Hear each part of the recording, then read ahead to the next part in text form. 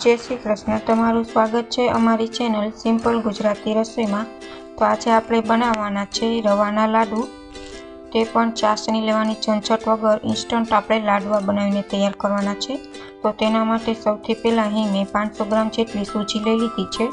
हवे लोट बांधवा माटे अहीं मैं गरम पाणी लई लीधुं छे। हवे आपणे तेलनुं मोण एड करीने लोटमां बधुं ज मिक्स करीने सारी रीतना आपणे लोट बांधीने तैयार करी लेशुं। लोट छे ते तमारी भाखरी जेटलो कठण बांधीने तैयार करवानो छे। हवे आपणे मुठिया बनावी लेशुं। नानी नानी साइजमां मुठिया बनावी लेशुं। बहु जाडा ने अने पातळा ने एवा बनाववाना छे। अने बधा ज मुठिया मैं बनावी लीधा छे। हवे आपणे थोड़ा थोड़ा एड करीने तेलमां तरी लेशुं। गैसनी फ्लेम एकदम मीडियम टू लो राखवानी छे, जेथी मुठिया छे ते सरस रीतना तळाई जाय, अंदरथी काचा न रहे अने ब्राउन पण न थाय।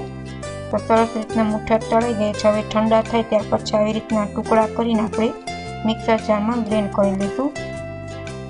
સૂજીના લાડુ આપણે ખાંડમાં જ બનાવવાના છે। તો અહીં મેં ખાંડ છે તેને પણ મિક્સરમાં પીસી લીધી છે અને ચૂરમું પણ થઈ ગયું છે। હવે આપણે ટેસ્ટ પ્રમાણે ખાંડ એડ કરી દઈશું, ટોપરાનું છીણ એડ કરી દઈશું અને કિસમિસ એડ કરી દઈશું। રવાના લાડવામાં તમારે ટોપરાનું પ્રમાણ સેજ વધારે રાખવાનું, જેથી રવાના લાડુનો ટેસ્ટ સરસ આવે છે।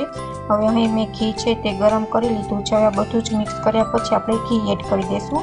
ચૂરમું બને તેવું આપણે લચપચતું ચૂરમું તૈયાર કરી લઈશું। હવે કાજુ બદામ એડ કરીને આપણે લાડવા બનાવીને તૈયાર કરી લઈશું। સૂજીના લાડવામાં ઘીનું પ્રમાણ સેજ વધારે હોય છે।